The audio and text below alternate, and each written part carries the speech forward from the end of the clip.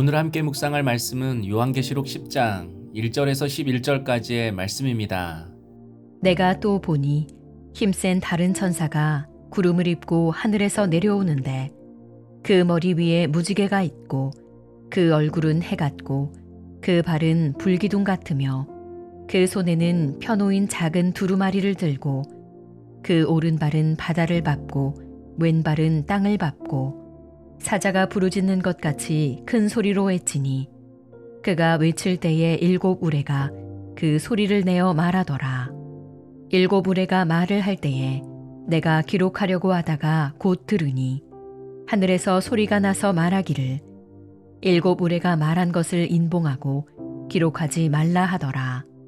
내가 본 바 바다와 땅을 밟고 서 있는 천사가 하늘을 향하여 오른손을 들고 세세토록 살아계시니 곧 하늘과 그 가운데에 있는 물건이며 땅과 그 가운데에 있는 물건이며 바다와 그 가운데에 있는 물건을 창조하신 이를 가리켜 맹세하여 이르되 지체하지 아니하리니 일곱째 천사가 소리내는 날 그의 나팔을 불려고 할 때에 하나님이 그의 종 선지자들에게 전하신 복음과 같이 하나님의 그 비밀이 이루어지리라 하더라.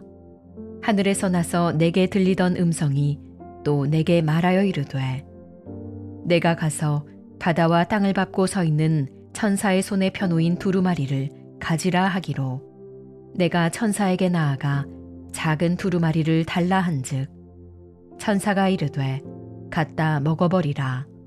내 배에는 쓰나 내 입에는 꿀같이 달리라 하거늘 내가 천사의 손에서 작은 두루마리를 갖다 먹어버리니 내 입에는 꿀같이 다나 먹은 후에 내 배에서는 쓰게 되더라.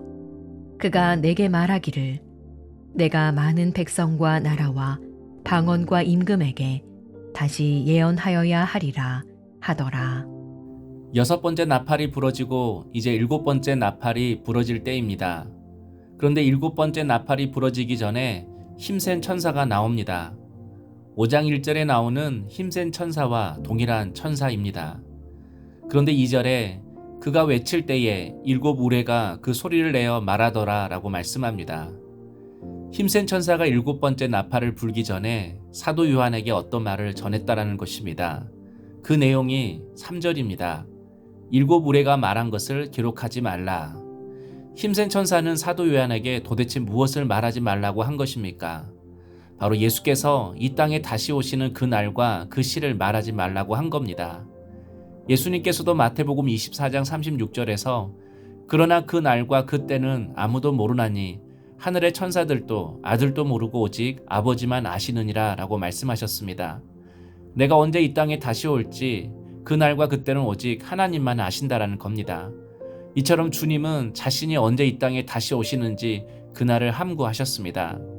이처럼 하나님의 때는 우리가 잘 알 수 없습니다. 주님이 언제 다시 오실지도 모르지만 우리를 향한 주님의 뜻도 언제 이루어 주실지 우리는 그것도 모릅니다. 그래서 항상 우리가 힘들고 지체하는 이유가 여기 있는 것입니다. 내 때와 하나님 때가 너무 다르기 때문입니다. 그러나 이사야서 55장 8절에서 9절에서 이렇게 말씀합니다. 이는 내 생각이 너희의 생각과 다르며 내 길은 너희의 길과 다름이니라. 여호와의 말씀이니라. 이는 하늘이 땅보다 높음 같이 내 길은 너희의 길보다 높으며 내 생각은 너희의 생각보다 높음이니라. 하나님이 원하시는 때와 내가 원하는 때가 다른 이유에 대해서 설명하고 있는 말씀입니다. 한마디로 하나님이 하시려고 하시는 때가 훨씬 우리에게 더 좋다는 것입니다. 하나님은 가장 좋은 것을 가장 좋은 타이밍에 주시길 원하신다라는 겁니다. 그래서 구원은 타이밍입니다. 우리를 구원하시는 때가 있습니다. 응답하시고자 하시는 하나님의 때가 따로 있습니다. 그리고 그런 하나님의 때를 기다릴 줄 아는 사람이 믿음이 성숙한 사람이고 그 때를 분별할 줄 아는 사람이 지혜의 사람입니다. 그러므로 하나님의 때를 잘 분별하고 하나님의 때까지 잘 참고 인내하며 기다릴 수 있는 성도님 되시기를 주의 이름으로 축복합니다. 또한 힘센 천사는 사도 요한에게 11절에서 이렇게 말씀합니다. 그가 내게 말하여 이르기를 내가 많은 백성과 나라와 방언과 임금에게 다시 예언하여야 하리라. 지금 반모섬에 갇혀있는 사도 요한에게 해야 할 일이 있다고 하십니다. 바로 다시 예언하는 것입니다. 여기서 예언은 주님이 주신 말씀을 전하는 것을 말합니다. 7교회를 향하여 말씀을 전하는 것이고, 지금도 고난 속에 있는 성도들에게 주님의 말씀을 전해야 하는 것이고, 또 아직 회개하지 않는 그 사람들에게 하나님의 말씀을 전해야 한다는 것입니다. 그런데 지금 사도 요한의 나이가 100세가 가까이 됩니다. 이처럼 주님의 사명은 끝이 없습니다. 나이, 환경, 조건, 신분과 상관없이 주님이 주시는 사명은 멈추지 않아야 한다는 겁니다. 주님이 말씀하시면 100세라도 아멘하고 순종해야 합니다. 그런 의미에서 우리에게 주신 주님의 사명을 멈추지 않고 끝까지 감당하기 위해서 반드시 필요한 것이 있습니다. 7절에 내가 천사에게 나아가 작은 두루마리를 달라 한즉 천사가 이르되 갖다 먹어버리라 라고 말씀합니다. 천사가 주님의 손에 있었던 두루마리를 사도 요한에게 건네면서 갖다 먹으라 라고 한 겁니다. 그래서 사도 요한이 그 두루마리를 먹었습니다. 그러자 그 두루마리가 입에는 꿀같이 다나 배에서는 쓰게 되었더라 라고 말씀합니다.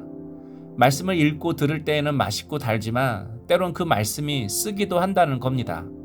우리가 말씀을 듣고 묵상할 때 그 말씀을 통해 하나님의 위로도 받고 격려도 받지만 그 말씀이 때론 검이 되어서 죽지 않은 시퍼런 자와 마주치게 합니다. 그래서 나의 은밀한 죄를 드러내고 나의 굳은 심령을 깨트리기도 합니다.